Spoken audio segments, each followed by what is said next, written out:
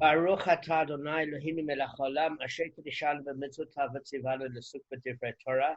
Baruch na Adonai Eloheinu et divrei Torah b'fidu b'fimcha beit Yisrael v'niyeh anachnu v'tzetzenu v'tzetzemcha beit Yisrael kulanu yodei shemecha v'lomdei torotech lishma. Baruch atah Adonai lomdei Torah le'amo Yisrael. Amen. Baruch atah Adonai Eloheinu melech haolam asher b'cha banu mikol hamim v'natan lanu et Torato. Baruch atah Adonai noten Torah. Shame, Kevin, you had a lot of pressure. So I'm just going to catch you up in a few minutes where we don't have to go through that length of you necessarily watching it. So let me just tell you where we started off. 4b4 in the end of the fourth daf, right? What actually happened was Rav Chia and Rav Ushia's list didn't correlate with each other. Remember, there were 4 listings of damages in the Mishnah. Then Rav Oshia listed 13 in total. What were his 13? Well, let's go for the 4 in the Mishnah. They were Hashor, Habor, Hamave, Have. So it was the bull. So it was the bull, the pit, mankind, and then fire. Or it could be Shane if you are regarding it according to Shmuel. Okay, those are your 4 primary damages in the Mishnah. Then Rav Oshia discussed the 4 custodians in addition to that. So those 4 custodians, Gav, I'm doing this for you. Are you with me? I can't hear you. I can't hear you.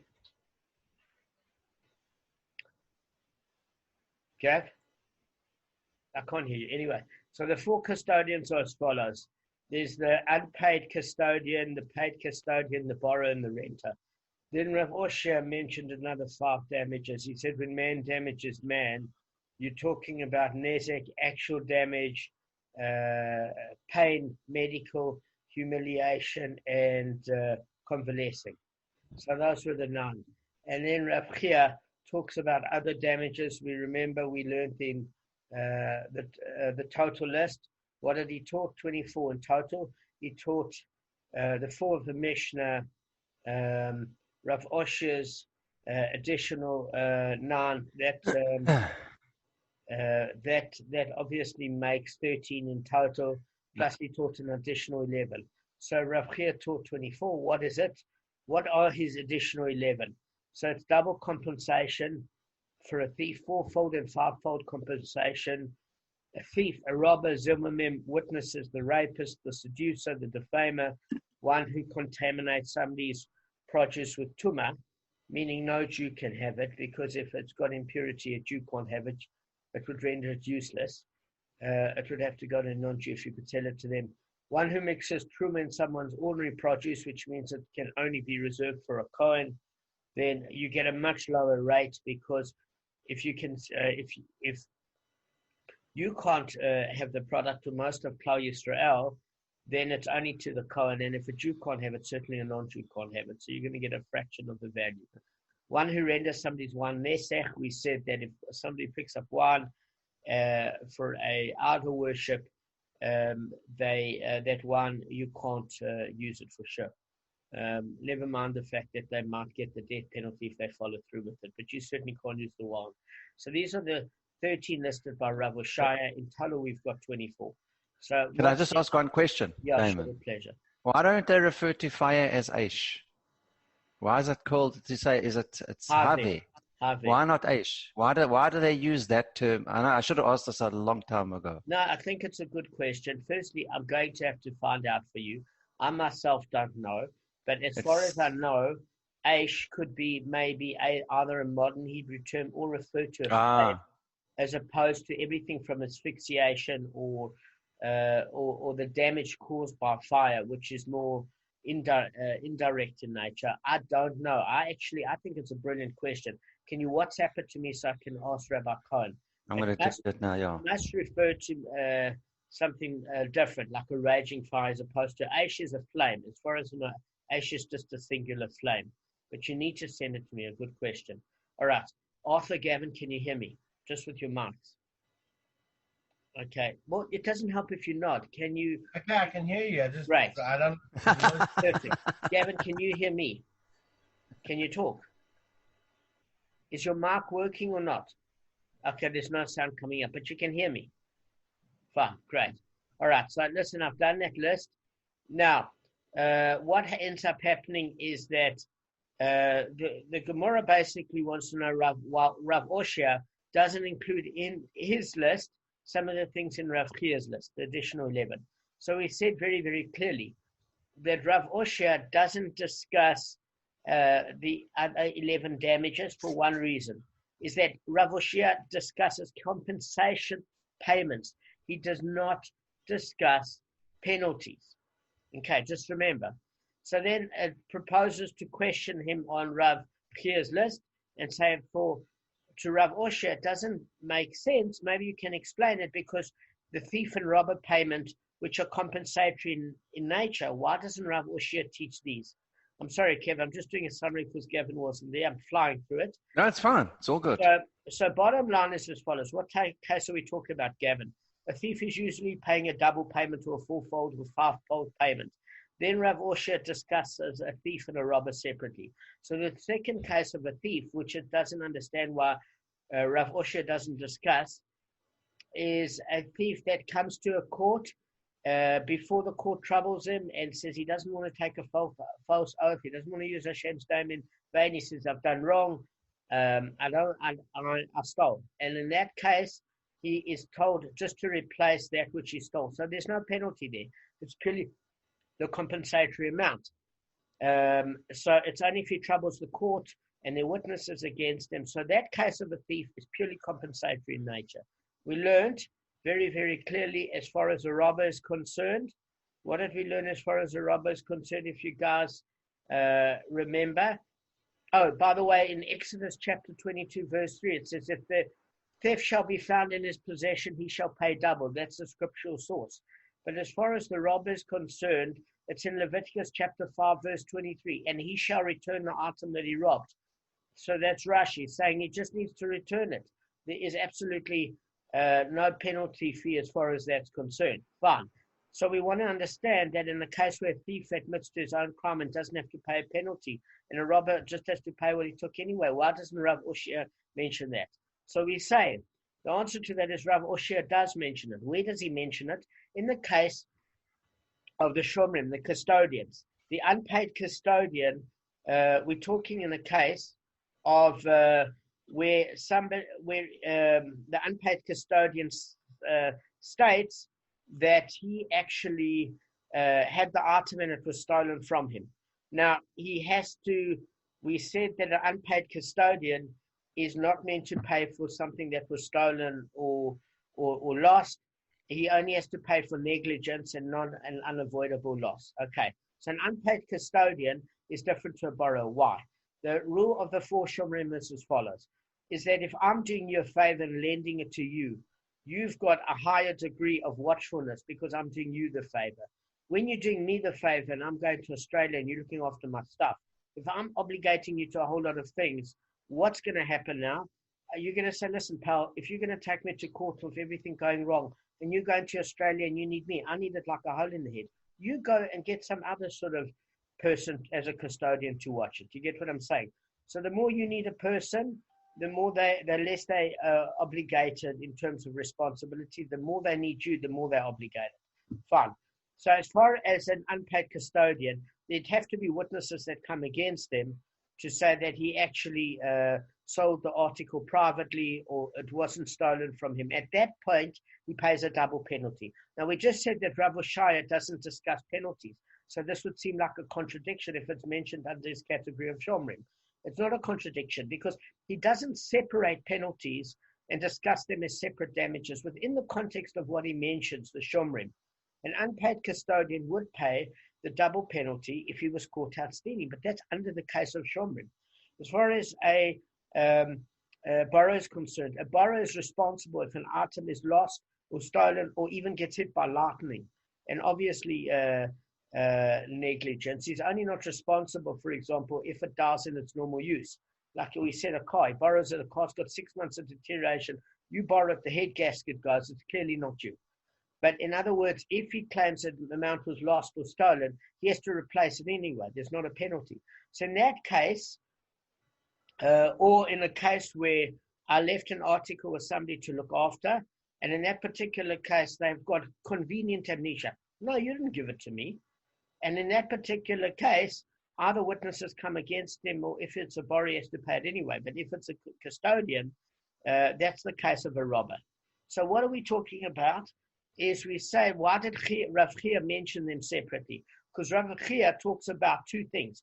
He talks about theft and robbery that comes into your hand permissibly. What do we mean permissibly? Initially, we agreed that you'd look after the things, and then you pulled a fast one on me. You tried to fraudulently claim that I never gave it to you, or it was stolen, or whatever. So that initially came into your hands legally. It's only afterwards you started your shenanigans and your nonsense.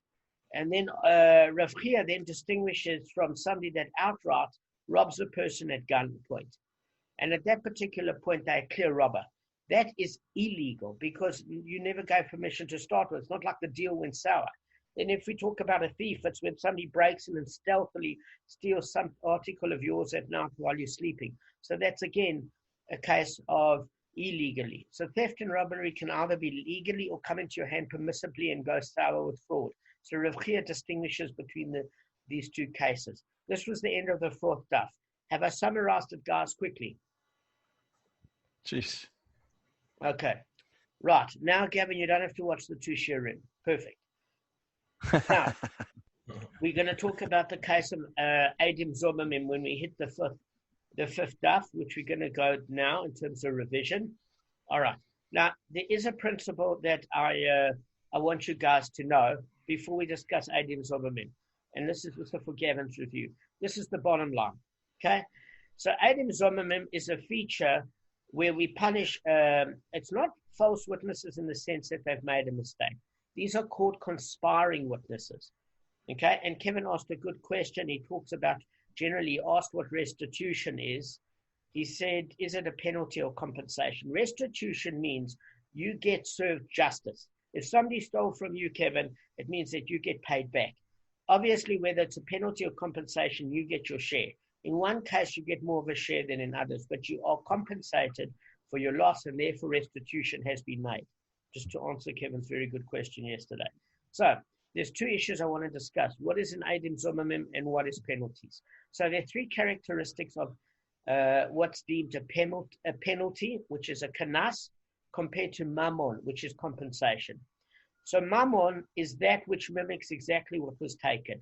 So if Shimon stole from Levi 100 zuz, and Shimon pays back Levi 100 zuz, that's compensation.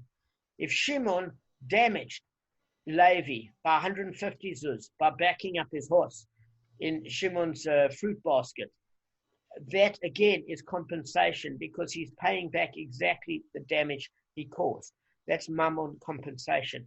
Penalty has three different characteristics that will give you a clue it's a penalty. It doesn't have to have all these three, but it has to have at least one of these three. Sometimes it will have more than one of these three. Number one, by your own admission, let's not use you because I don't want to accuse any of you guys of any crimes. So if Shimon stole from Reuven, okay, and by his own admission, the court wanted him to take an oath. He didn't want to use Hashem's name in vain. We didn't want to trouble the court because he thought maybe he wasn't such a good guy. Maybe he just thought there'd be witnesses against him. He wasn't sure. So in that case, if he comes clean and Shimon said he's done wrong, he doesn't have to pay the penalty. Don't think he's getting off the hook. There are two parts. There's the penalty and the compensation. So when we say the thief that pays double, what happens if he stole 100 zuz? He pays 100 zuz back in compensation, and then he pays 100 zuz in a penalty. So if he comes clean, doesn't trouble the court is not punitive. It's saying that's fine, just pay what you took. So when you pay more than you stole, that is a penalty because compensation is deemed that you recover the person's losses from your theft or damage. When you pay more than you damaged or you stole, that is known as a penalty. By your own admission, if you come before you trouble the court with witnesses and false oaths, you don't have to pay the penalty. You only have to pay the compensatory amount. The third aspect is, second aspect is you do not have to pay by your own admission. That's a penalty. The third aspect is it's a fixed sum. We learned in the 16th daf that a Jew's ox kills another Jew's Canaanite slave. In that case, he pays him 30 silver shekels. It's a fixed amount. And Rashi said, even if the slave is only worth a dinar, you still pay 30 silver shekels, which means that that's a penalty. You're paying far more than the slave is worth. For a rape or seducer, you pay the penalty portion. There are actual amounts of normal damage, but the penalty portion is 50 zuz. For a famer that wants to accuse his wife of adultery and says she wasn't she didn't have fidelity and she had an affair, etc., etc., that's 100 zuz. So when it's a fixed amount, it's a penalty. Fine. Now that what we've discussed, what penalties are, knaf compared to mamon, compensation, we're going to discuss this concept of Eidim Zomamim very quickly. What is Eidim Zomamim? Very, very simply. Eidim Zomamim is found in Makot. These are conspiring witnesses, not witnesses that made a mistake. So Shimon and Levi are testifying against Reuven. And when they testify against him in a particular crime, there are a second set of witnesses that said Shimon and Levi couldn't have witnessed Reuven doing this particular crime in Johannesburg because Shimon and Levi were on holiday with Moshe and Aaron in Cape Town. So the second set of witnesses saying that the first set of witnesses couldn't watch it in Johannesburg because they got photos of them in Cape Town by the waterfront together on that particular day. And so these witnesses clearly couldn't have been in Johannesburg. When the false witnesses, Shimon and Levi, were caught out against Reuven, what they intend to do to Reuven is done to them. Now, a couple of rules with Eidim Zomamim. The first rule about Eidim Zomamim is that if the Reuven is already punished and the court has wrapped up the case for the false crime that he was accused of by these false witnesses, at that point, we do not punish the witnesses with the reciprocal payment of doing to them what they intended to do to the person, because the verse is what they intended to do, meaning that it was already accomplished. So in that particular case, we don't punish the Eidim Zomamim. And you might say that's unfair. Why is that the case? Surely, if you're going to punish them with the reciprocal punishment, if they intended to testify against this innocent person, surely once they actually are successful, even more so they should pay that reciprocal penalty. That's why Rav Schottenstein said we can't use a kal vachomer in logic because sometimes it fails us. So there's another reason why. Is Hashem gives mankind the opportunity to do teshuvah, and therefore, if they haven't been successful at that point and they're caught out, Hashem gives them a mercy that they get that reciprocal punishment as a kapora for them paying in this world for what they intended to do to that person. Once that person absolutely kept quiet, those two witnesses with cruelty, and allowed that person to be punished, Hashem doesn't give them mercy in this world. They have to have the full wrath in the next world of their particular punishment. So they haven't, inverted commas, gotten away with it.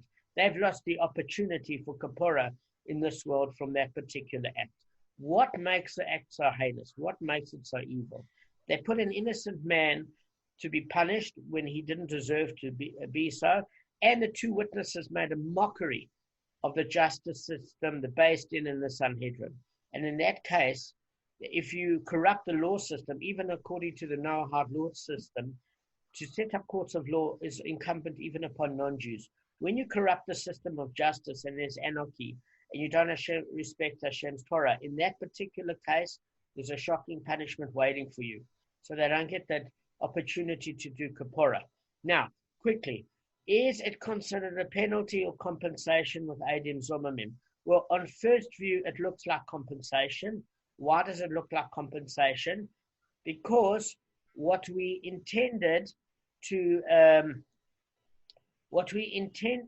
false witnesses intended to do to this innocent individual is done to them. So that you're saying, listen, there are three sort of types of punishment. What could it be? The one could be you want the person to make financial restitution. The other thing that it could be is that it's you could want the person to suffer lashes. The third thing is that the false witnesses require the death penalty and say this person committed a capital offense. Okay, so it would seem quid pro quo that you try to punish this guy, not you, the false witnesses try to punish this innocent man, and what the false witness intended to do to him is done to the witnesses. And that looks superficially like compensation. It's not compensation. Why is it not compensation? Because if we just take a look at logic with a capital crime, somebody innocent by the false witnesses, the Eidim Zumamim, were put to death. Now the person's dead. How are you going to make restitution? What? How's your death going to somehow bring them back to life? Yes, it is a kapora, and yes, a life for a life. So there has to be sacrificing of the guilty person's life for taking an innocent life, granted. That's generally the case that it would seem, but that is known as a penalty because you're not going to bring the person back. So a question is maybe on the financial side, you cost a person 100 zuz by your false testimony, and then you made to pay. It would seem like you're compensating them for the loss. Except there's a big problem here, is that if the person sustains the loss, the Eidim Zomamim are not then held accountable. So they're not paying back the 100 zuz that their false testimony caused the loss of the victim. Okay? So that's not compensation. And then secondly, it's what they intended to do to that victim. So if they successfully did testify against him, they don't have to pay. If they didn't successfully testify against the victim, and the second set of witnesses saying the first set of witnesses were false because they couldn't have been at the location where they accused the defendant of committing the crime, then they made to pay, while the victim or the defendant was exonerated. And in that case, that's clearly not compensation because the victim didn't suffer any sort of loss. So in all cases, it's a penalty. Does that make sense, guys? In every case, it's a penalty. Just nod and put your thumbs up if you can understand. Great. All right. So Eidim Zomamim is always a penalty. So the Gemara asks the following, 5A1. The Gemara continues questioning Rav Oshia's omission of some of the cases found in Rav Chia's list. But as for the payment by Zomamim witnesses, which is compensatory in nature, let Rav Oshia teach it as one of the primary damages. So this is a question that the Gemara is asking. It's not making a statement. It's saying Eidim Zomamim seems compensatory in nature. Why is it that Rav Oshia didn't teach this? Because he doesn't teach penalties. So the answer is very simple. Rav Oshia is in accord with Rabbi Akiva, who says that Zomamim witnesses do not pay on the basis of their own admission. So what are we talking about here? Eidim Zomamim were convicted by a second set of witnesses that said they couldn't be in the location where they accused the defendant of committing the crime. Before they were sentenced, they ran away to another court and said, we've done wrong, this is what we did. And in that case, before they were sentenced, they managed to escape. And by their admittance, they're not given the reciprocal punishment that they intended to do. Again, the victim in this case wasn't hurt. They were caught out. And before the Eidim Zomamim were convicted, they went to a second court. So in this case, this is the proof that Rabbi Akiva holds that Eidim Zomamim are in fact a penalty, apart from the reason that we mentioned. And those are all valid reasons. Okay? So if Rav Oshia is in accord with Rabbi Akiva, who says that Zomamim witnesses do not pay on the basis of their own admission, he deemed payment for Zomamim witnesses a penalty and didn't list it. So the Gemara then objects to this answer, because what it's saying is if Rav Oshia is in accord with Rabbi Akiva, let him teach separately two types of damage caused by an ox. Let him teach that the case of an ox that damaged another ox is one damager, and let him teach the case of an ox that damaged a man as a second damager, because Rabbi Akiva's view on payments for these two damages are not the same. So what it's saying is that when Rabbi Akiva talks about damages, he lists separately an ox that damages an ox and an ox that damages a man. And Rav Oshia doesn't seem to separate it. So it's saying, why can Rav Oshia agree with Rabbi Akiva in one regard and not in another regard? So it's saying it seems inconsistent. So basically, we learn in a Mishnah as follows. You've got a tam and a muad ox. If a tam ox wounded a man, its owner pays the excess in full, according to Rabbi Akiva. Okay?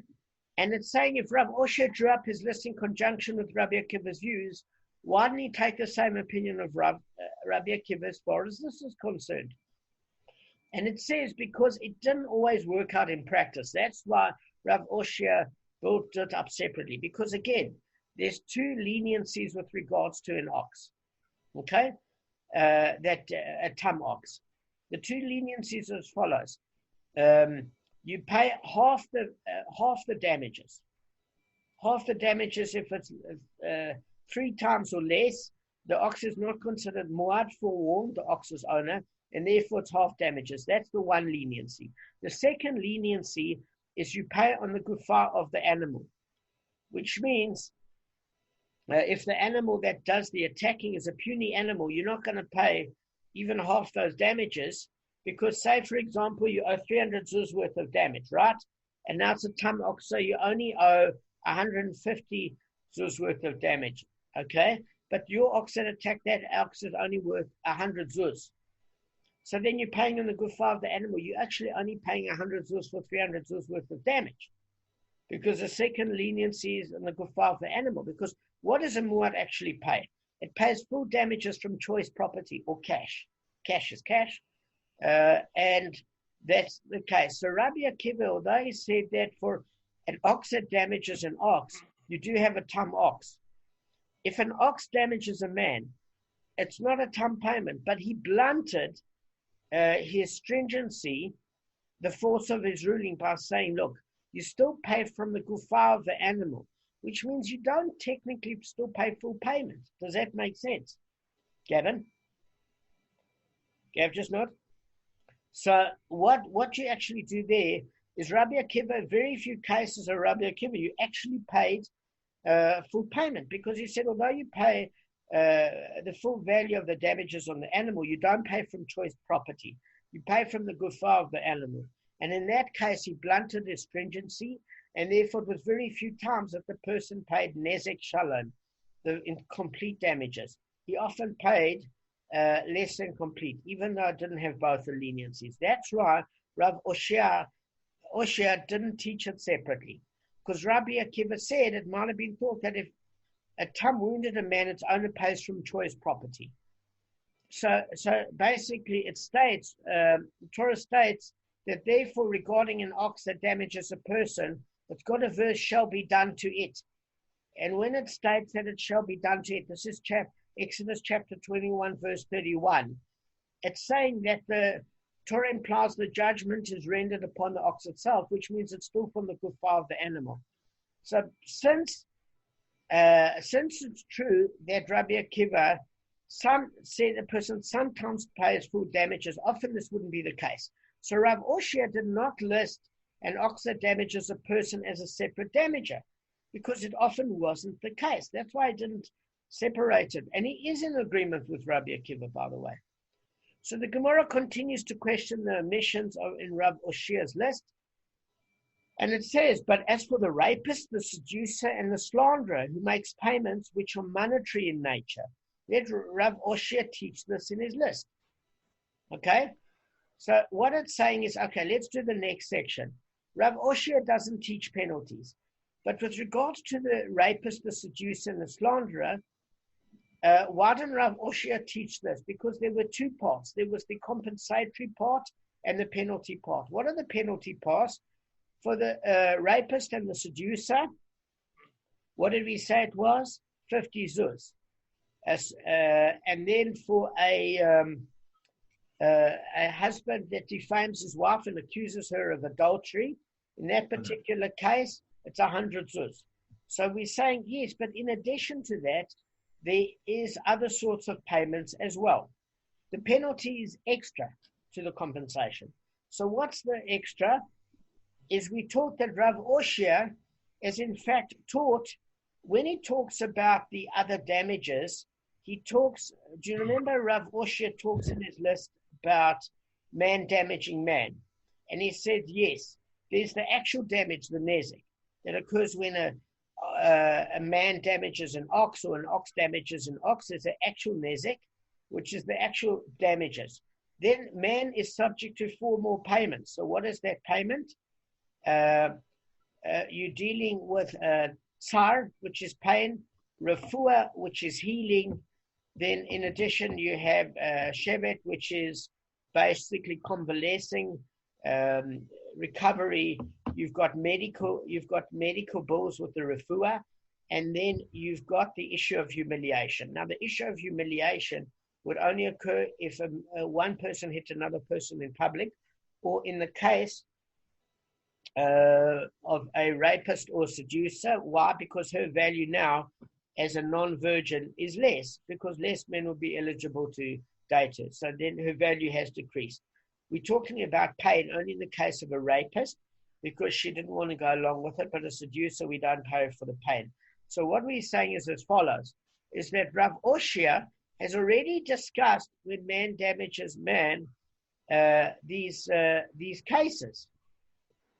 Okay, so now whatever payment made by the offenders you refer to, your question is invalid, because if you refer to payment for the actual damage sustained by the girl, Rav Oshia has already taught in the case of bodily damage as a primary damager.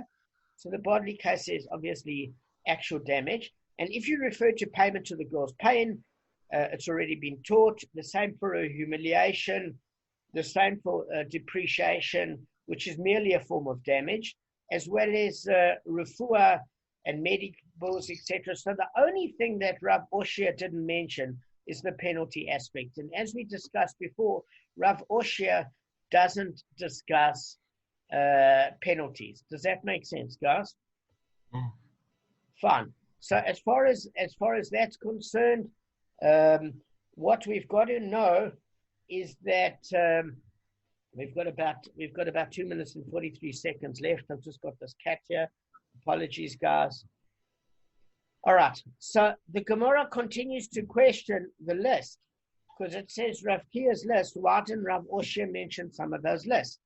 But as for the payments, let's just discuss something here. One, there are 3 other interesting payments. The one who contaminates somebody's produce with tumah, okay? One who mixes teruma into somebody's ordinary produce, and one who renders somebody's wine nesech, which are compensatory in nature.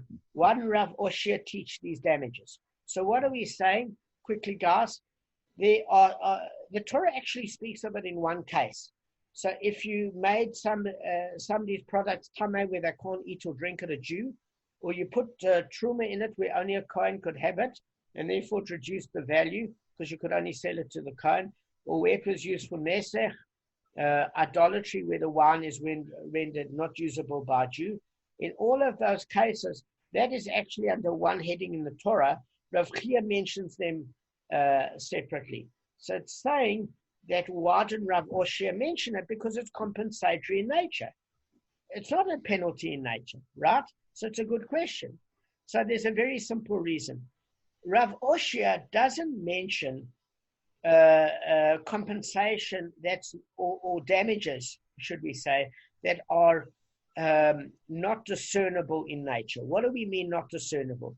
Listen, there's no quantity of wine lost, no quantity. Furthermore, it hasn't turned to vinegar, so the quality hasn't dropped. It's now just an abstract spiritual reason that a Jew can't have it. But to the discernible palate, the wine hasn't become vinegar, nor has the quantity dropped. So therefore, it's not discernible. And Rav Oshia doesn't count indiscernible damage or non-detectable damage as damage. And Rav Chia does. We're going to end off on that note today. I hope you guys have a wonderful day. Thanks, Rav. All right. Have a good Shabbos. All right. All right. So I tell you where we ended off last time with the dove. We were discussing the fact that Rav Chia it's not that Rav Osher doesn't say that you're covered for the damages with regards to one who contaminates somebody's produce with tuma, or one who mixes teruma into somebody's ordinary produce, and one who renders somebody's one nesech. We're not saying that Rav Osher doesn't cover them, but what he's saying is he didn't have to mention it separately, because according to the opinion that these items are damaged, in other words, everybody agrees that they're damaged, but we mean that you pay for discernible damage. Rav Osher covered nezek, which is actual damage. So in other words, he didn't have to mention those cases separately. It's implicit that he covers it. And then there are those halachic opinions that say something that is undiscernible, unrecognizable damage, you don't have to pay for that damage, at which their opinion is Rav Osher never mentioned it explicitly because you're not covered for it. So either way, whether he didn't mention it explicitly or whether he didn't mention it at all, it would fit with both opinions. So let's just discuss what this discernible damage is, or this recognizable damage. Some of the sources say discernible, some say recognizable. What we're saying is that is the quantity different and is the quality different? Again, if wine turns to vinegar, what is that? A qualitative difference. If half the wine gets spilled out, it's a quantitative difference.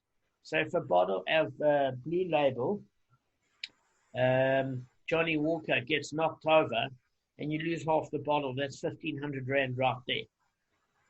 If somebody decides with a Johnny Walker Blue Label to put it in Coca-Cola, that's qualitatively shot right there.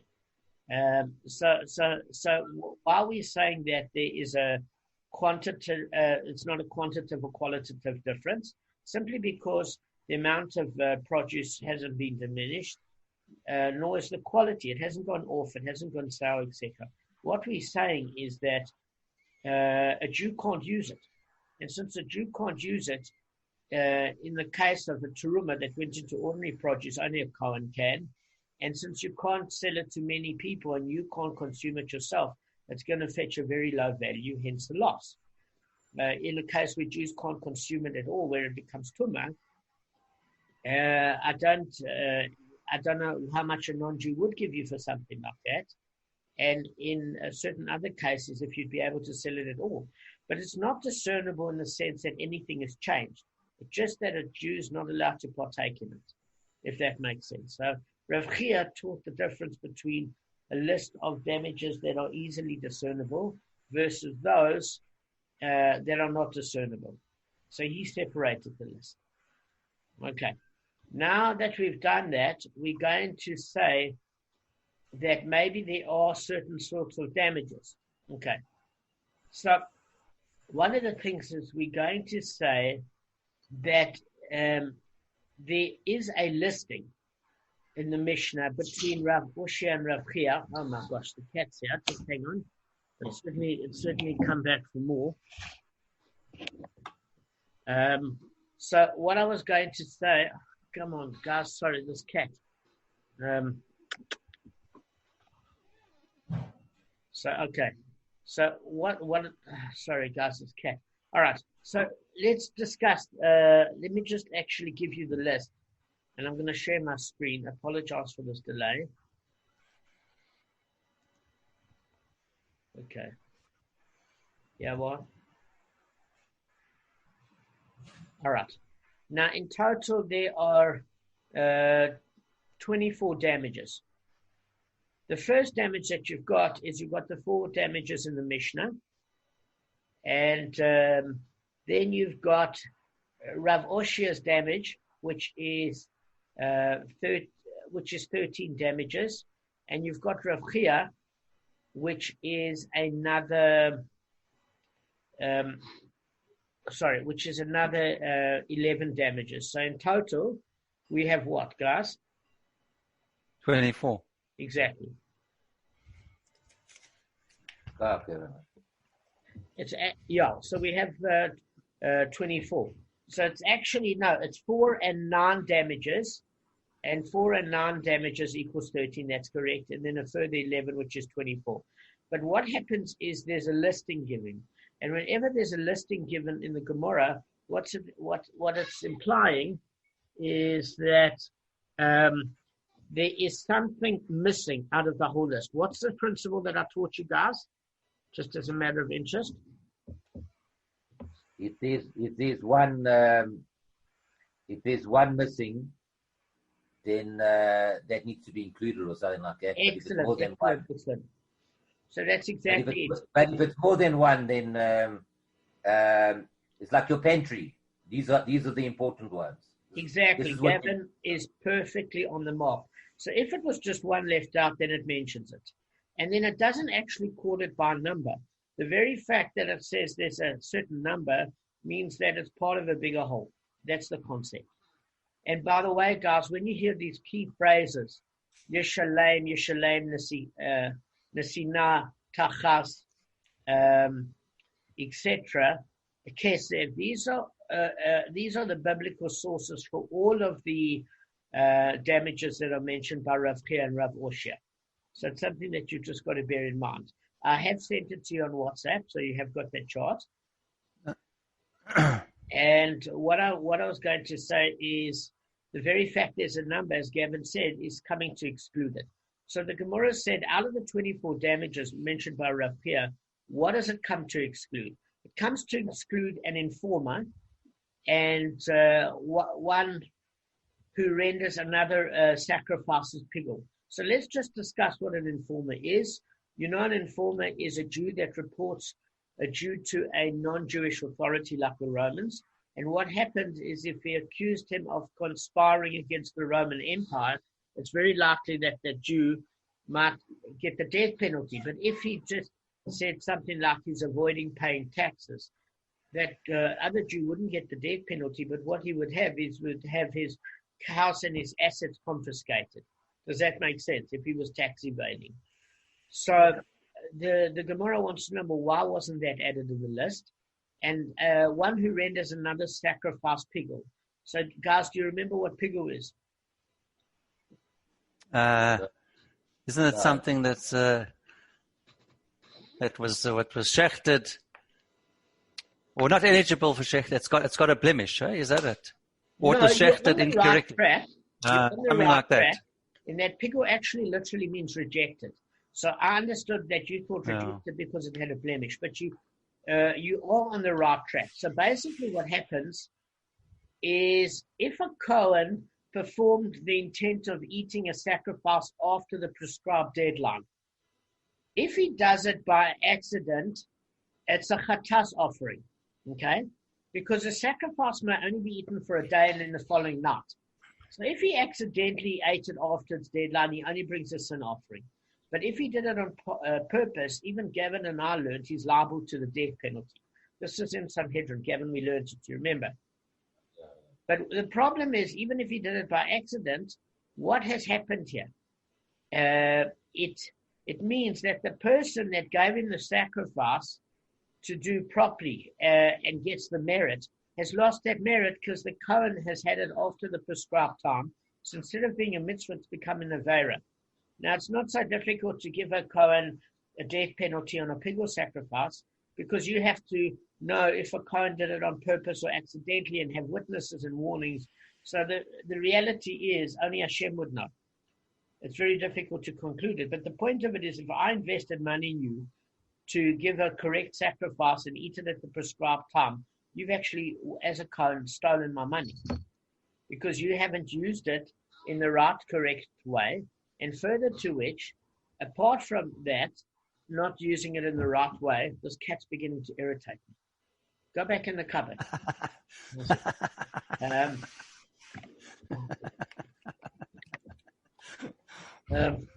So in addition to that, in addition to that, you've actually caused this person a huge financial loss. So we want to know, why isn't the pigul damage discussed and an informer discussed? So this is the answer that the Gemara gives, okay? Is that basically Rav Chia doesn't discuss damages that affect only Kodashim. So what does this mean? If it's only related to temple-based matters, he doesn't discuss it. But as in the case of the former, which can affect all types of property, what's the reason that Rav Chia does not teach it as a primary damager? So the Gemara answers, an informer is different, for through speech he inflicts the damage. It's not an action. And Rav Chia doesn't discuss damage inflicted through speech. Okay. So before we go through this, there was a question I had, guys, that I don't know the answer to. If it says Rav Chia doesn't discuss, doesn't discuss anything to do with Kodashim, why does he discuss a damager that you can infect somebody's produce with teruma, and then only a Kohen can have it, or that you put ordinary produce in a Kohen's product? That's actually discussing Kodashim in a way, isn't it? Because if you're saying it's not discernible damage, and Rav Chia covers that, it's not discernible because nothing has changed on the physical world. It's only changed in the spiritual world, which renders a Jew not able to consume it, or a Kohen maybe not being able to consume it, or only a Kohen consuming it. So that does deal with Kodashim. So I need to ask Rabbi Cohen, if he's talking about discernible damage and not discernible damage, the whole reason it's not discernible, and he discusses it, is that because it's Kodashim. Here it's saying, with regards to Pigel, Rav Chia doesn't discuss Kodashim. So I need to ask Rabbi Cohen, because to me it doesn't make sense. Unless we can say Kodashim only refers to sacrifices. Are you with me, guys, in terms of the question? Yeah, that's a good question. I think you need to ask him. Yeah. Right. Then with regards to an informer, it's saying, well, why didn't Rav Chia discuss that? Very, very simple reason is that he doesn't discuss damages caused through speech. He only discusses damages that are caused directly through action.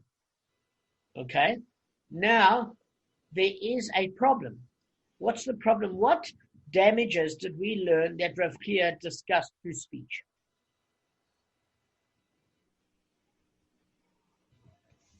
Okay, remember we said there was a rapist and a seducer, and then what was the third one? When a husband accuses his wife of? Adultery. Yes, and is that not a speech accusation? The sota. Well, even sota, you're right. So whether we talk about a slanderer, sota is a little bit different for one reason, and it's a good point. Is that there the husband actually has been married to her for quite a long time, and he really is, she's gone into seclusion with another man. He's warned her officially not to go in seclusion with that particular man. He's worried she's having an affair. This is in the case of after a wedding night, where a husband consummated the marriage and then accused his wife of not being a virgin on the night of her wedding.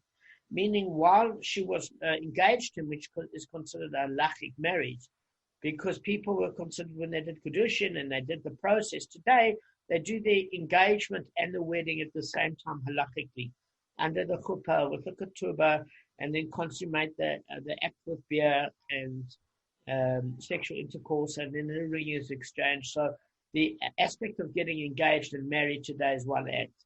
In those days, you would get engaged where you would need a get if you got divorced, and the wife-to-be would live with her parents until the point that they got married. So what we're talking about here is after he consummated the marriage, he said that his wife was not a virgin. So in other words, the time that she was engaged to him, he's accusing her of having an affair. This is different to Sota, because with Sota, they'd been married for a long time. She went in seclusion with another man. He warned her. She might not have been up to anything, but this is a very different case. This is a case of a pure slanderer. So we're saying that we don't understand why Rav Chia mentioned for a slanderer where you're paying basically 100 zuz if he's caught out to have falsely accused his wife. Because remember that if there's a successful case of adultery and there are witnesses, what happens to her?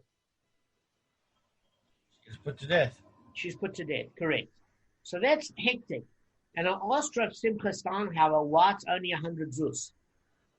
So we're going to get to that now, but the main thing I want to speak to you about, where's Gavin gone?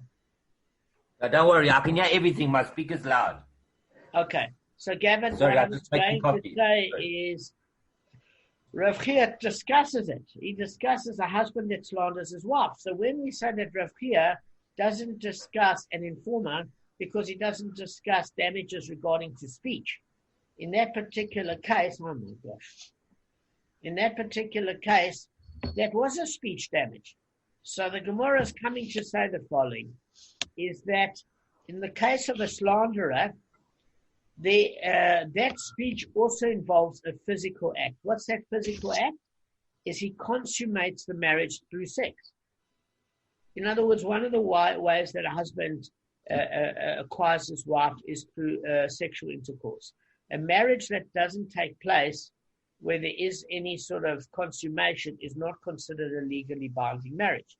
So in other words, we're saying it wasn't just an act of speech like an informer. There was a physical act that made their marriage actually consecrated. And after that physical act, he accused her. And without that act, she hadn't technically committed adultery by his slandering. So it was not only a speech, but it was an act. And that's why they don't include a slanderer as merely through speech. Fine. In terms of why it's only 100 zuz, 100 zuz in that time, remember you could buy a property for 100 zuz. It's not like what we think of. That was equivalent of buying her a prime estate in the middle of Stanton City and bankrupt the guy. Then he could never get divorced from her and he'd have to live with her and the in-laws for the rest of his life. So why is the punishment so clever? The reason why he wanted to accuse her of having an affair is because he could have just gotten divorced from her. But instead, he wanted to give her the death penalty because he was so stingy, he didn't want to give her a divorce settlement. So the punishment is giving him a divorce settlement that can bankrupt him, and never being allowed to divorce her. Tries that for the rest of his life. So that's not a fun sort of payment. So now he can't ever get divorced from her. And you can imagine she's going to be a pleasure to live with as the parents. Every time he does something wrong, they're going to bring it back in his face. And he paid more than any divorce would have ever cost him. Okay.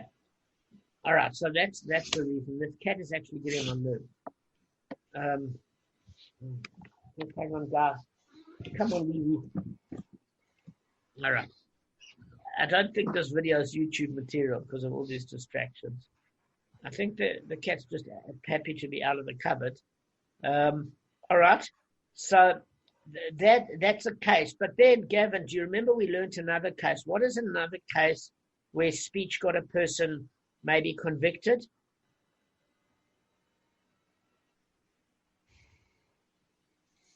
Of Rav Chia's list. Kevin, Arthur? Of Rav Chia, okay, I was going to say. What did we learn where we didn't know if it was a knas, a penalty, or mammon, which is a compensation? That Rabbi Akiva had the same opinion of Rabbi Oshia. Eidim Zomamim. I was going to say that. Yeah.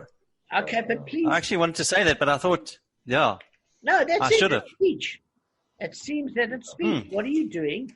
Is you can get. I wanted to say, but I thought it wasn't applicable here. Things were absolutely right. Is that Eidim Zomamim is speech, and that particular speech is when you get to ensure that your speech of two witnesses can get a person even killed by accusing them of murdering somebody. In other words, say they found a dead body and the guy's going to rescue that person. In other words, a homeless guy was stabbed, a person goes to rescue the person and two witnesses say that he killed the person.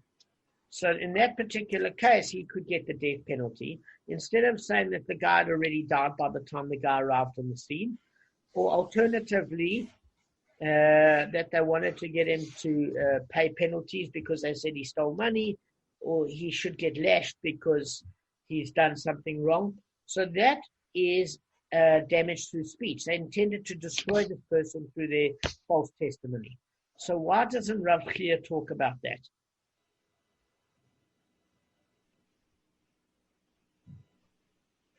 Any clue, guys? Because it's, I don't know, is it compensation, not a penalty or something? I don't know. No. So in the case of Adam Zomamim, That is a penalty. it uses the word la'asot. And you shall do to him as he plotted to do to his brother. So Hashem, the merciful one, called it an act. Although their testimony doesn't involve an act, Hashem, the merciful one, called it an act. He said, and you shall do to him as he plotted to do to his brother. It uses the word la'asot. So Hashem considers it an act. And therefore, because it's considered an act, you're able to do the what you call a reciprocal penalty. Because it's not speech, you're saying? Yes, because if Hashem uses the term as you intended to do to your brother, Hashem considers it as serious as an act. Why? Because here, your two witnesses accuse a defendant of murder, and their particular action, even though it might just be speech, is enough as if they killed him himself, because the base dead is going to kill this person. So Hashem, the merciful one, calls it an act. And therefore, it doesn't have the attributes of just being a speech. So the Gemara notes that the damages listed by Rav Oshia and Rav Chia do not seem to possess all the attributes that primary damages have, and it's going on to a different subject. So what's the subject now? It's saying, listen, when they talk about the term avot, primary damages, implicit in that statement is that there must be what? If I say to you guys, there must be an av, what does it imply generally? That there must be? Toldot. Correct. So if I'm saying to you, these are the primary categories of damage, implicit in that statement implies that there must be subcategories. So it's saying, well, as opposed to the subcategories, where are they? We've only learned about the primary categories. And the Gemara comes to say, listen, it uses the term primary categories, not in the term that we learned in the Mishnah, but in the term just to include them amongst damages.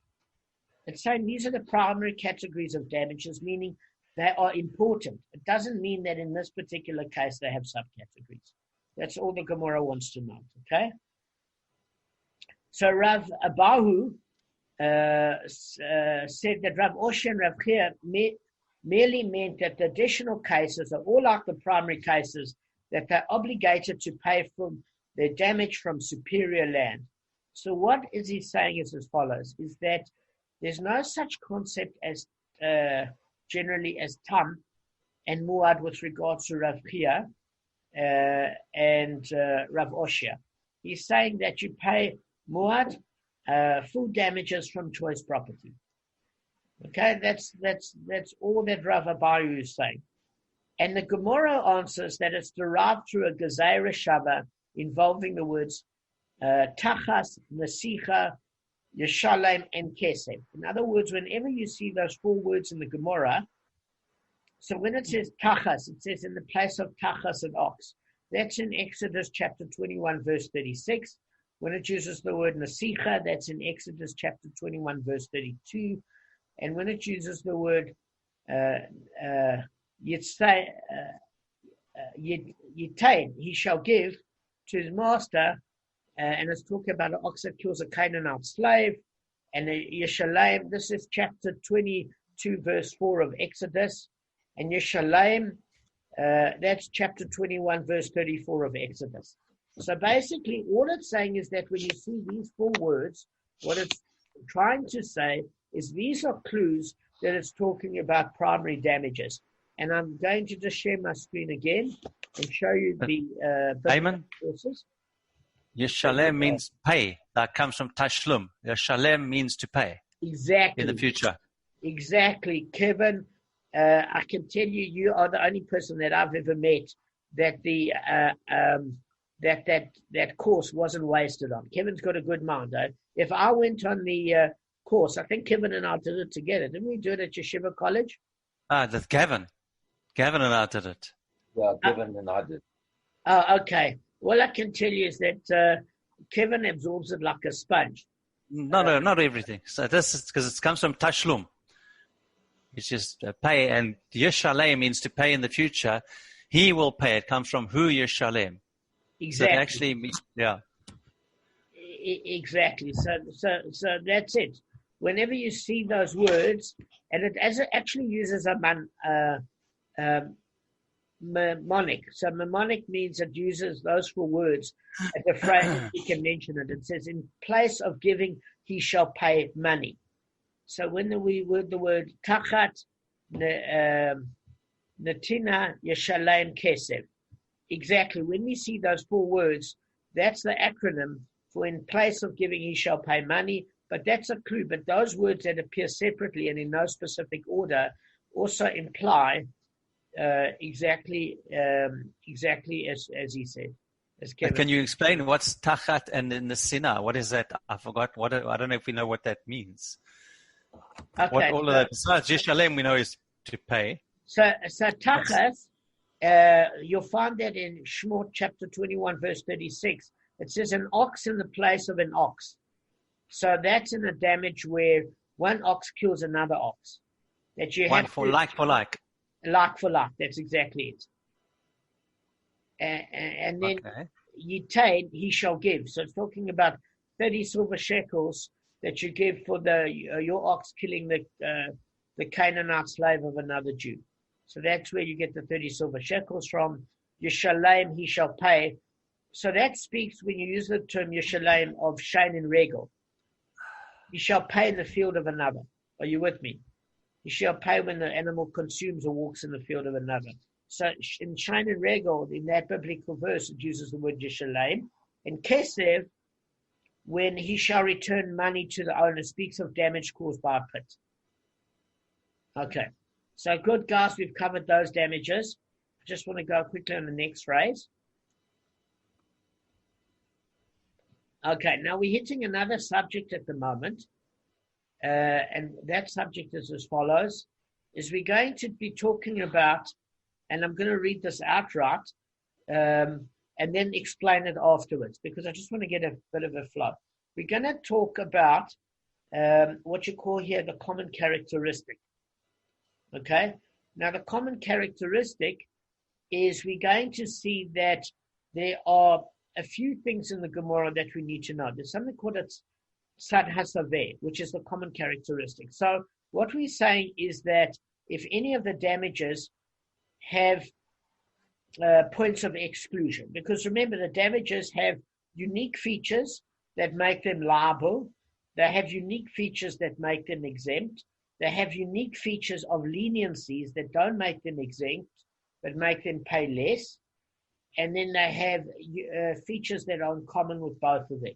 So sometimes a person wants to get out the payment in the court. So he'll turn around and say that I don't have to pay you for such and such because another damager shows that I'm actually exempt on this basis, or your damager shows I'm exempt on this basis. So sometimes you can play a game of chess where they say this unique feature is cancelled out by that unique feature because you pay on the one and you pay on the other. And we're going to see examples of how it rolls out. What the whole point of this part of the Gemara is to try and stop people from getting out of payments by saying the damage that you're saying, I'm actually exempt to pay because this is my excuse. Okay. So this is how it works. I'm just going to read it outright. And this is going to say on the fifth part of the daf in Aleph 4, it says the ox is not like the maveh, and the Gemara asks, what is the tongue of the Mishnah saying? The Gemara explains, Rav Zavid said in the name of Rava, this is what he's saying. Why was it necessary for the Torah to write both of these damages? Let the merciful one write only one of them, and let the other be derived from that one. The Tana then responds, one damager cannot be derived from the other one. So what is it saying here? It's saying the ox is not like the maveh, and the maveh is not like the ox. So Rav Zavid is saying something very clear, is that if you want to say according to Rav, what is maveh, guys, according to Rav? Man. Yes. So the ox is not like the Mave. Why? Because the ox, we learned a Canaanite slave or a slave man or slave woman can plot against the master because they resent him to cost up to 100 manners a day. They've got intelligence. Whereas an ox that damages, just damages because it feels irritated. Does that make sense? So an ox and a man is completely different in terms of level of responsibility. Also, when a man hits another man, you're responsible for actual damage and for other damages, whereas an ox hits a man, you're not responsible for those 4 other damages.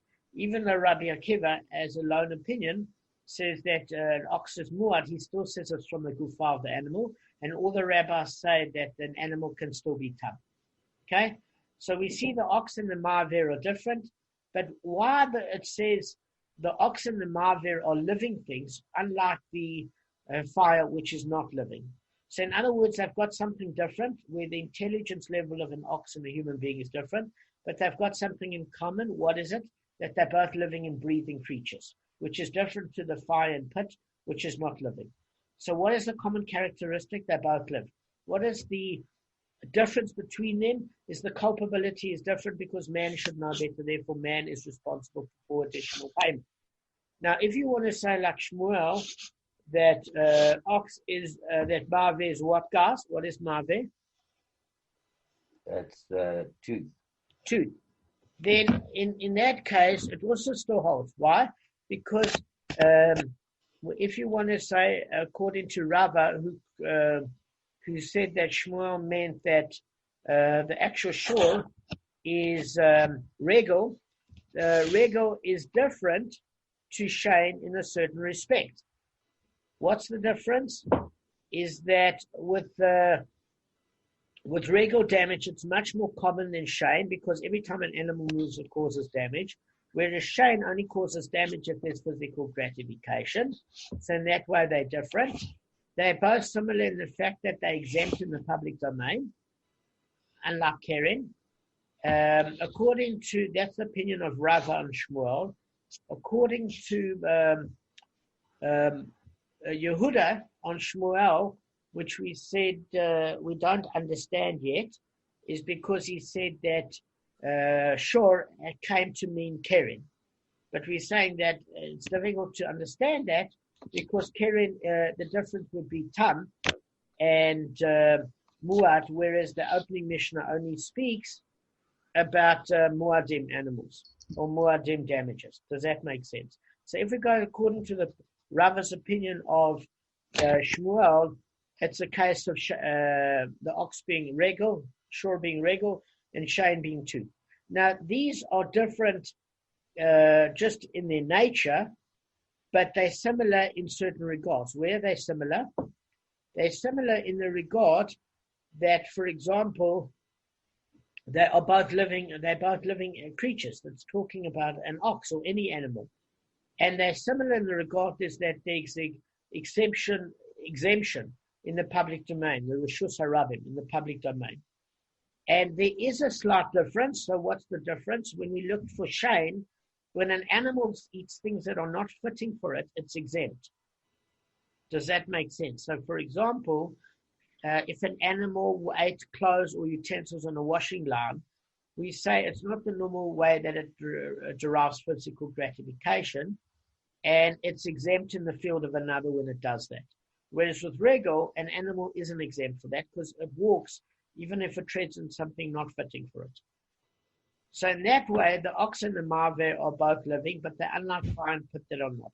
So according to Rav and Shmuel, we've seen here there's a common characteristic, and then there's a characteristic at which they differ. So we're just going to go on. And the next section of the Mishnah states as follows. So before that, it says, listen, they might have something in common, but you cannot derive one from the other. What do you mean?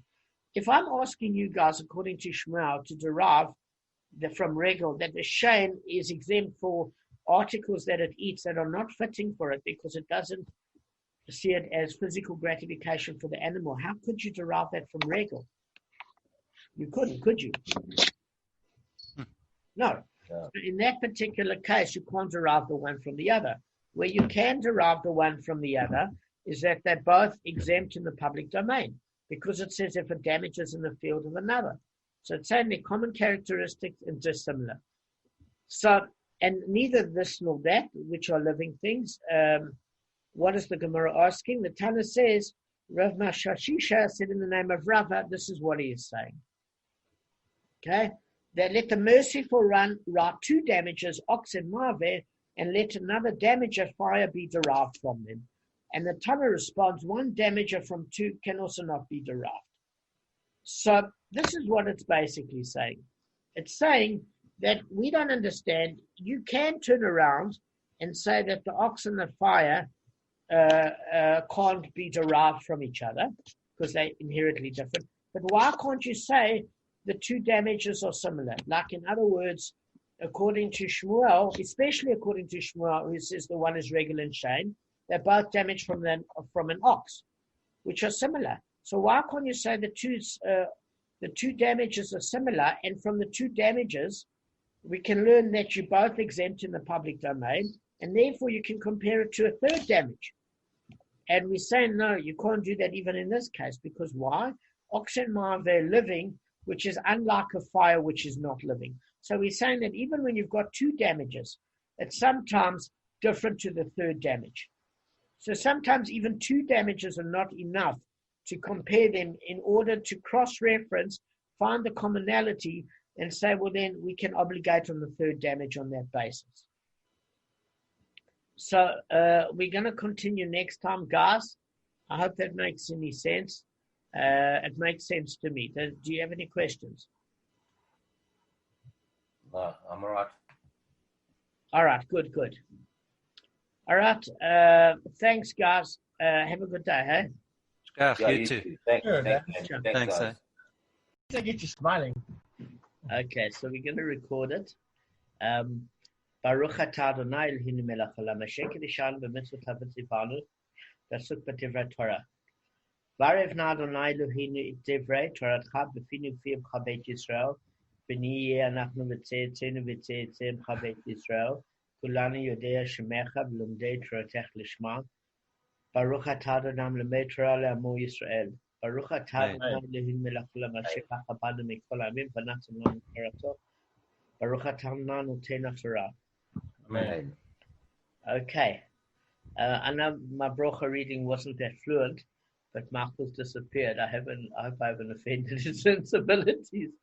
Michael, are you there? Okay. Another broker to bring him back.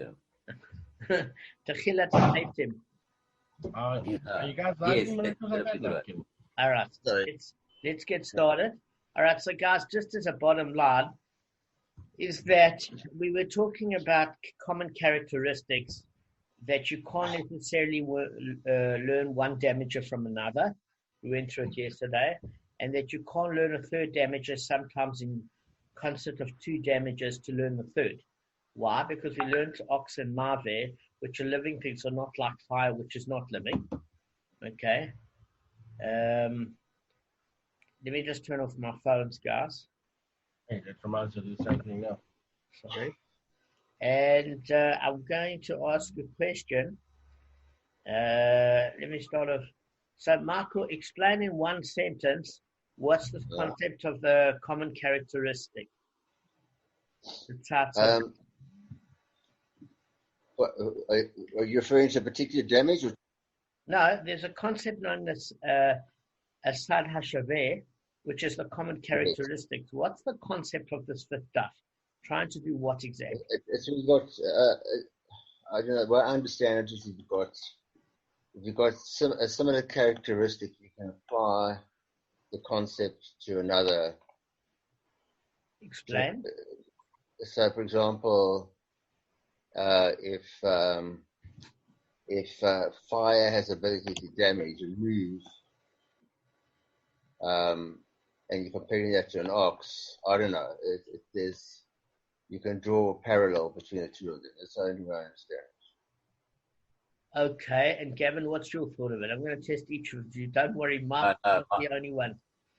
Mine would have been identical to Michael's. That's very sneaky. No. It's the right answer. I would have answered the same way. Okay, so how do you say it in your own I don't words? know if it's the right answer. It's our understanding of what we think it is. I have the same understanding as Michael. Okay, so say it in your own words, so I just know. No, I can't. It was perfect. I can't beat that.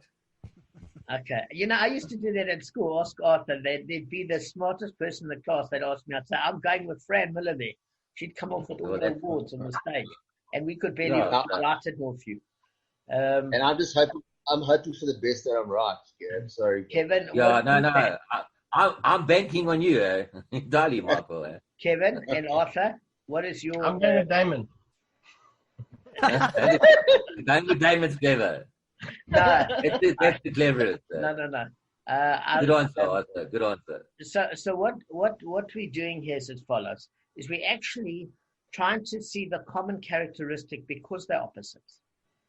It's actually the other point.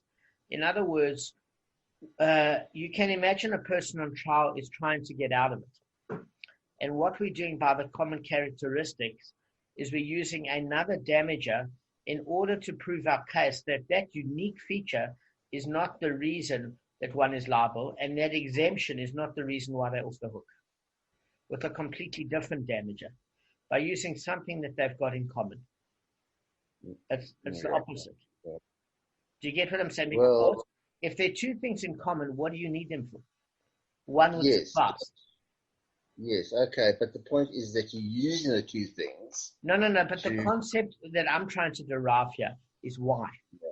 And that concept is not that, you see, the Gemara, it's not your fault, Michael.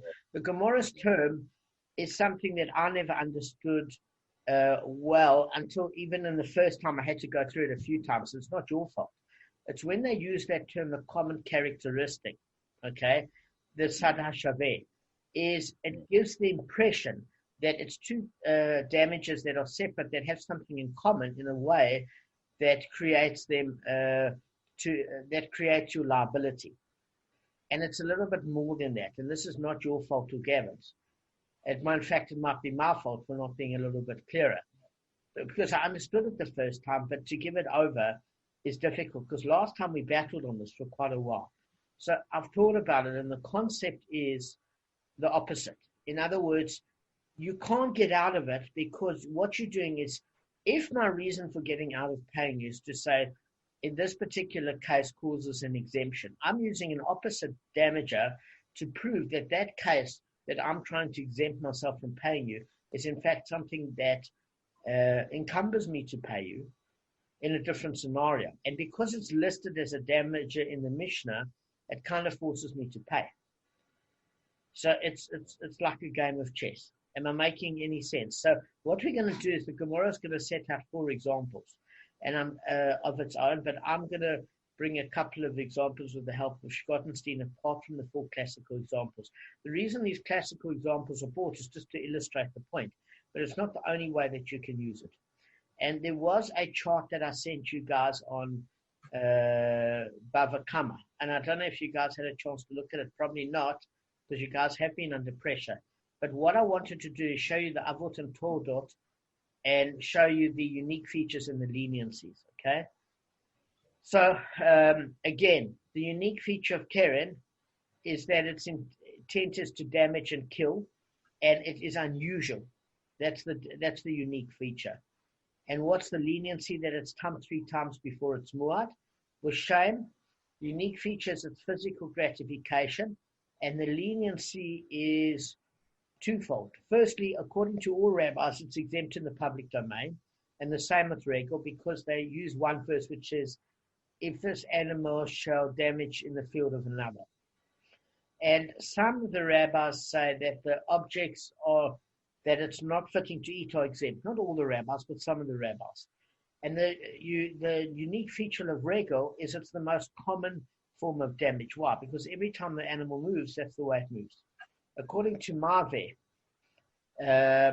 we say that if you want to hold by Shmuel, all you have to do is see the unique and exemption features, leniencies, and liabilities of Shane, and then you understand Maveh. According to Rav, man has 4 has actual damage, the nezek, and there has 4 additional damages, which is obviously refuah, healing, pain, shevet, recovery, and humiliation. And man damages property, only has to pay actual damage. So fire, what's the hardware, what's the unique feature is that it needs another force in order to make it work. So fire, if there's no wind and it's contained, it's fine. So it needs another force, and it's exempt for hidden objects. What do you mean by hidden objects? If you have a haystack, which we get, this is the stuff we're going to learn in it. If you have a hidden haystack and it gets burnt and you say there's a Picasso and then the other person isn't liable because you could say there's anything in there. And then as far as Rav Yehuda said, it's who obligates for hidden objects, it's coming to include plowed fields and scorched stones. The pit habor is prone to damage from inception in the public domain. So that's something where you specifically have to pay in the public domain because that's where it causes the obstruction, and it's prone to damage from inception. And the other aspect of pit is it's stationary. That's a unique feature. But it's exempt for utensils. In other words, if a donkey falls in with utensils, you don't have to pay for the utensils. But Rav Yehuda says you are obligated for utensils, but it exempts a person if they fall and die in the pit. Okay? Are we good? Can I ask a quick question? Sure. Are you liable for a pit in your own domain? Well, in the private domain? No, well, the person has no permission to be there. Yeah, so you got no problem, man. No, it's like your Chihuahua goes there and goes into Kevin's yard and Effie eats him. Yeah, Kevin's got this half doggy adopted. I think it's some sort of creature. It's cute. So I'm saying your dog gets eaten by Kevin's dog, and you don't come announce where you can lock up the dog. It's not Kevin's problem. But I'm specifically talking about a pit. No, other ones we've covered that example. We've never covered a pit in a private domain. Yeah. Let's say his dog is big enough, and he falls into a 10, what's it called? A 10, whatever. Measurement. Yeah, there we go. I'm South African. So whatever measurement, and falls in and dies, you're not liable at all. Yeah, so in a person's domain, I think the case would have to be heard that if you invited the person in and they had a right to be there, did you inform them about the pit? Did you? That's a good point. Yeah, I think it would be taken on a case-by-case basis. But for certain, if you invited them in and you didn't warn them. Now, it's a good question. Let's just go to what a common case actually means here. James, can I ask you a question? Just to sure. This up. Why would you be exempt if someone dies by falling in a pit? Okay, well, according to Yehuda, I think the reason for the exemption is a person has got mazal. So mazal means he's got intelligence. Just like with carrion damage, we learned something interesting. We learned that if an ox damages a fellow animal 3 times or more, and it's a muad ox, it's still tam with regards to mankind. According to a pit, something that's hidden. No. I'm saying, I'm going to use this point, is that man should know where he's going. It's not an animal. Man should look better. So you have to pay for the damage portion, but not if it kills a man, because if you look at how big 10 tefach is, what it's saying is, I'm using this as an example with ox.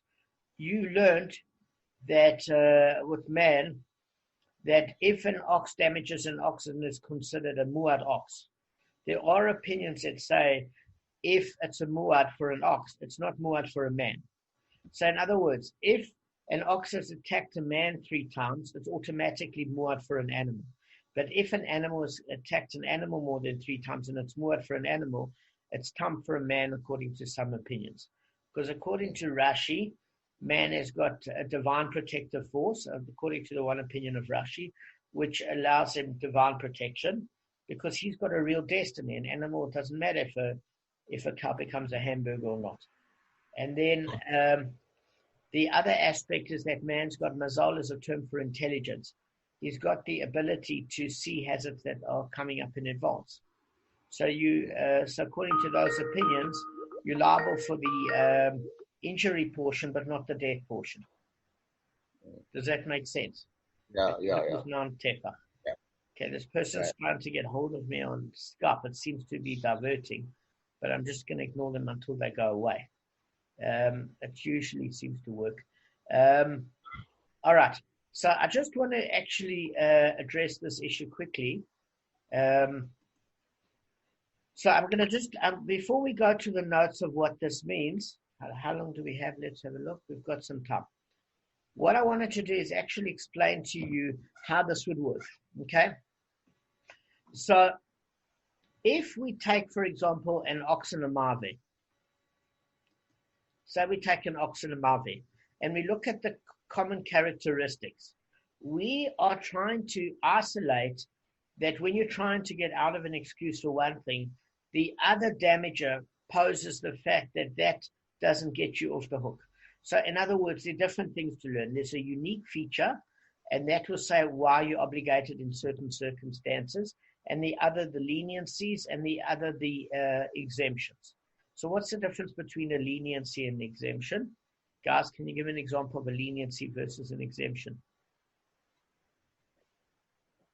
So a leniency is tough. Correct. In other words, you pay, but not in full. Absolutely correct. An exemption means you don't pay at all. Exactly.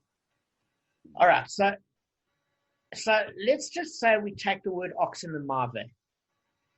And let's just say in a case where it doesn't say that ox and marve are living things and fire is not living. Let's just unpack the case as follows, right?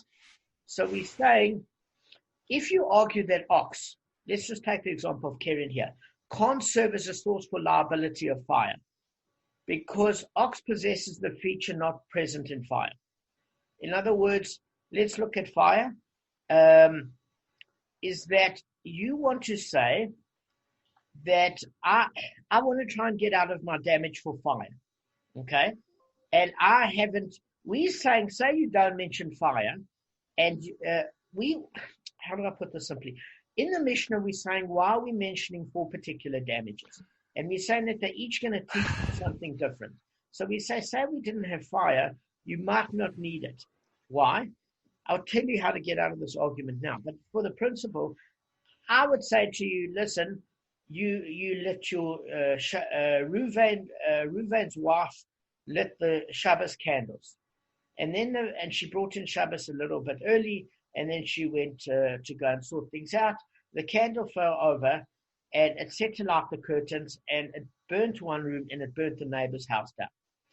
So then now there's a case against Reuven's wife. Shimon is upset, and he wants his payment made. So Reuven's wife and Reuven comes to the court, and they turn around and say, listen, this is a case, by the way, guys, where the damage of fire isn't mentioned in the Mishnah. Listen, we don't owe you any money. It was an accident, and we had no intent to damage you. We lost part of, Reuven would say he lost part of his house, and he certainly had no intention to damage, because even if he didn't particularly like his neighbor, why would he damage and lose part of his own house? So his reason for getting out of it is that he had no intent to damage. And you couldn't use the example of an ox alone, because what is an ox if you take a look at the term keren? An animal has intent to damage, right? And it's right.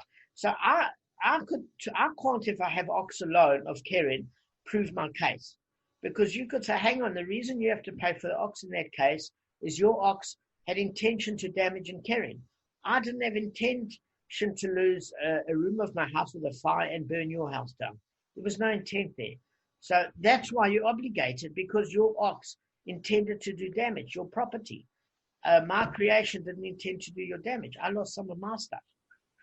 If I didn't lose some of my stuff, you could argue maybe I had ill feelings towards you, but why would I damage myself in order to damage you? I lost a lot of money. And on that basis, you can't prove the case. Because it would seem that the damager mentioned ox is what? The damager mentioned ox is a reason because a carrying ox has intent to damage. So you couldn't prove that I'm obligated for the fire damage, could you guys? Yes or no? From that. Not No, that not alone. from that. So Not that's from that why I'm case of- saying if you mention one damage in the Mishnah, it's not enough to infer the other damages because they don't have that characteristic in common. Now, if I'm bringing another case in unison with ox, now you're going to lose the case because I'm going to turn around and say, listen, let's take a look at the case of man. Okay? According to Rav, man is Mave. So if I take ox and Mave, I can prove you also fire. Because if you say that that the reason I have to pay for ox is because it was the intent of my animal to do damage, and here you had no intention to burn part of your house and my house, I would turn around to you and saying, I'm bringing the case of ox, that it's my property, in unison with man. Because man, when he is sleeping, does damage without intention. Now you've got no case. I'm just trying to understand why. I'm just trying to understand. I see what you're bringing out. The characteristics of each type of damager. But I don't understand how the curtain example gets you. I don't understand how the curtain example has any as the kind of damage it is, has any relationship with an ox or a. No, it does, because okay, I need you just to try this again. Look, you and I go to court. God forbid, this is just theory, because I never want to go to court with any of you guys. I'm saying, Michael, I have a fire, and I didn't intend to burn some of my house, my spare room, and your house down.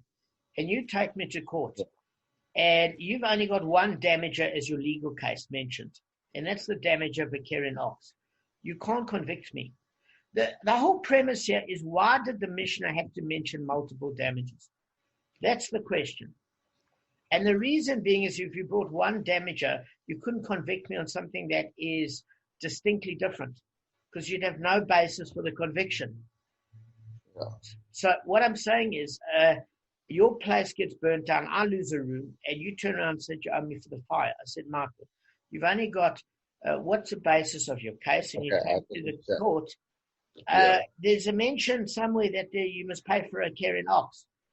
And my defense would be, listen, a carrying ox has intent to damage, and that's why I owe. But in this case, I had no intent to burn your place down nor lose part of my house. I'm being. I get it. Yeah. Okay. Damon? Yeah. Can I make a comment? This might be a silly question or comment, so just forgive me. So the point is, you have to prove that the damage is like carrying, otherwise you can't get damages. Is that the whole issue, basically? Almost, you're right. Is that it? Okay. I just thought of it. Okay. One damage is not enough. You have to prove, you have to checkmate me, and I can't get out of paying the damage. And the problem is, if you only mention one case, it's not sufficient for a conviction. So what I would have to do then is, because I could say, listen, if I really wanted to damage you, why would I burn part of my house down? Even if I didn't like you. So then I didn't intend to damage you. And you bringing a case, if we only mentioned an ox in the Mishnah, where your ox was a carrying ox and intended to damage. Here there's no intent to damage. You can't convict me. You don't have enough evidence. So you would have to bring another damager. And what would we bring here if we took a case of man? And we took a Torah of man, according to one opinion, that an Av of man would be a man that is awake, and a Torah of man would be a sleeping man. All you'd have to bring is a Torah of man, a sleeping man, to say intent to damage doesn't prove liability. Because if we took a sleeping man, and he thrashes around in his sleep, he's not aware, he's not intending to damage, and yet he has to pay for the vase that he damages as a Shabbos guest when he goes to somebody's house, because before he went to sleep, he should have packed the item away. So here we're using ox to prove it's your property and it's your purpose to guard that property, and we're proving that in conjunction with man to say that intent to damage is not the reason you're obligated. In fact, with the sleeping man, you're obligated whether you intend to damage or not. So we would need both of these to convict me.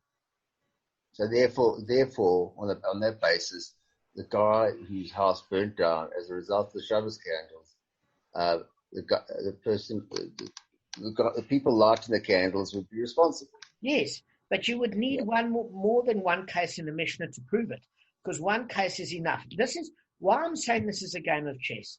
Is if you have a king, and you have another king, and you have a single piece like a knight. People that really know the game at that point call it a stalemate. They don't go to the 50 moves each or the 25 moves each to see how it plays out. They know how it plays out. They know you can't get a checkmate on certain pieces. It's not enough. Yeah. It's just not enough.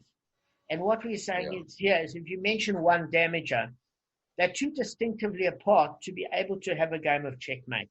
You would want to have something in common and something different. So you say, well, then why don't we just use a sleeping man? Why would we need an ox? Because I would say my defense would be with this with fire.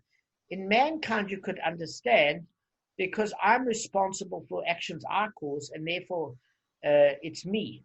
But who's to say that the fire got a hold of wind, and it was a second force? It was my property that did the damage. It wasn't me.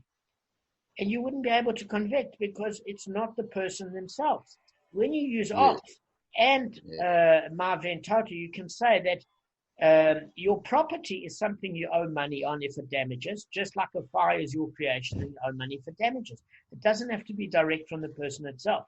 So when we use ox in unison with ma'aveh, you can convict on fire. So James, if you're talking about a force and all this kind of stuff, could you ever use Taurus and have a half damage situation when a house burns down because of candle lighting? Okay, so Taurus is a case of regal because it's a horse that kicks up a stone. It's not. In other words, it's actually regal damage, and Mark was right in that it would seem like there's another force, and that's what had to be a specific rule from Moshe at Har Sinai. Because it's quite complicated, especially since you pay not only half damages, but it's deemed compensation, not a penalty. It's the only one of the half damages that are deemed compensation. It's a special law from Har Sinai. So does Taurus only apply to regal, or is the concept of a force? No. It only applies to regal. What we said with fire is, we said another case is when it was on somebody's roof. You had a stone, a knife, or a burden that came off somebody's roof with a second force, a wind. And we say a person is responsible for that because you should assume that there would be a natural, if it's a normal wind, you're responsible because you have to ensure that's a torda fire. We said, what's the torda fire? What's the Av? The Av is actual fire. What's a torda? Anything that's carried by wind that can cause damage. So on a baki, which is a better example. If something blows off from the wind, like a Persian carpet, and lands in front of the person's windscreen and they rout the car because they can't see, and you never tied it down quickly, that motion of the speed and the trajectory with the wind catching it, that Persian carpet will be like a sail on a ship, and it will come off that vehicle quickly. So that would be considered wind. At the point where that actual Persian carpet landed, that would then be considered a bore, a pit. So in motion, it's fire. It's considered a torda fire because it takes a second party like a wind or something to blow it from its stationary position to where it is. And once it lands, it's bore, it's a pit. Does that make sense? Yeah. So Taurus is one thing we can leave off for now, just because it's a compensation, even though it's a half payment. It's not a penalty. And also it's a special law from Moshe and Har Sinai. And why is it regal? Because it's exempt in the public domain. So it's only if the stone comes off and clips somebody with their private property that's got a private place nearby. Okay. I can understand. Only applies to regal. Okay. So what we're trying to do here to get back on topic, which is important, is that we're saying one damager mentioned in the Mishnah is not sufficient to convict the guilty person. You need more than one because you're proving that the differences are not a reason for exemption. Because if you're using not the same damager, it's called a common characteristic, but it's in fact an opposite characteristic. If you want to say, I don't pay because the characteristic is opposite, I'm going to use another damage where it does have a common characteristic, so you can't get out of it either way. So let's just examine this with the fire and the ox. I'm bringing in ox. Why? Because I'm saying that something that I never caused, like directly from my force, I have to pay for damage, like with Karen. It's my property, but it's not from my force. If I used man alone, Marve, according to Rav, you could say, yes, you pay for fire because you caused it by you thrashing and knocking something in your sleep directly. But the fire was not me. It was something that got out of control by a third party. But ox is coming to prove that something that is not in your control, you're still liable for damages. And why do you need man in concert with ox? Is because you want to say with man that an intent to damage is not the reason to get off your hook because you didn't intend to burn my place down. Because we see with the Tord of man, with the sleeping man, that he is obligated to pay even if he did not intend to damage in his sleep. I'm just using this as an example. Now, the only way that you can get out of it is as follows. Is you can say, listen, my fire is not living and your Marvin ox is living. Oh, now you don't have an argument for that because that could be a characteristic. That's why in this case we need a third damager. Does that make sense? Because there's the two damages have got something in common that the third damager does not. And that's the reason to get off the hook. So before I go through more of an explanation, etc., I'm just going to finish this stuff and then just give a bit more of an explanation. And then next time we're going to go through the 4 primary examples and hit the next stuff. I hope this has been helpful, guys. No, it's getting there. Yeah. Okay. Thanks. Sure. So, how did we end off? We discussed with this case with Rav Zavid that said, why don't we just let the merciful one write only one of the damages and let the other be derived from that one. The Tana then responds, one damager cannot be derived from the other one. Now we know what that means, guys. The next section of the Mishnah, neither this nor that, the ox and the marve, which are living things, etc. So the Gemara answers, what is the Tana saying? So Rav Meshashisha said in the name of Rava, this is what he is saying, is that maybe let the merciful one write 2 damages, ox and marve, and let another damager, like fire, be derived from them. And the Tana responds, 1 damager from 2 can also not be derived. And guys, we saw this here, where we said we're good with the logic of needing ox and marve to convict for fire, except the only problem in this case is that ox and marve are living things of which fire is not. And when you want to use the term, it has to be a point of conviction where they share some sort of commonality, even if you bring more than 2 damages. So then Rava said, but regarding all of the damages, if you include the category of pit among them, in other words, if the Torah taught liability for pit and any one of the other damages, all of the remaining damages could be derived through the common characteristic. We're going to see how this plays out, but let me just say that pit is your glue factor. And we're going to see what's so unique about pit, that if you use that in any other single damager, you're obligated. Okay? So you use pit and any of the remaining damages, and then you only need one other damager because it could be derived through the principle of the common characteristic. Now, this is the weird thing. It's true of all of the damages with the exception of Keren. Okay, why? What is unique about Keren? Gavin, you told me early on. It has to be intentional. No. Yes. And what's the leniency? You had it before. Leniency is time, yeah. Yes, and nothing else, no other damages. Remember we learned. And these are the damages that are muad from the outset. Pit, fire, man, Shane, and Regal. So this is why we learned Rava's opinion of Shmuel instead of Yishmael's opinion, because Yishmael used the term Keren, and we were confused why it alluded to it. And then there was a special issue that Rava said, and we're not saying that Rav Yehuda is wrong. We're saying we just don't understand it on our level today. So what we were saying is we understand Rava, who was a student of Shmuel, saying that ox, Hashor, is actually regel, because regel is damage, muad, from the outset, as well as shame. So we're saying all the damages are muad. So if you used one of the damages with pit or any of the other damages, we would not be able to derive keren damage, because keren is an exceptional leniency where for the first 3 times damages, the leniency is half payment from the gufa of the animal. So we were saying, how would you learn keren? That was the actual problem. But there's a different opinion. So this is the one opinion. So this is true of all the damages with the exception of keren, which could not be derived in this manner. What grounds to refute the derivation is possible? What comparison can be made to all of these damages which are muad from the outset, whereas keren is not muad from its outset?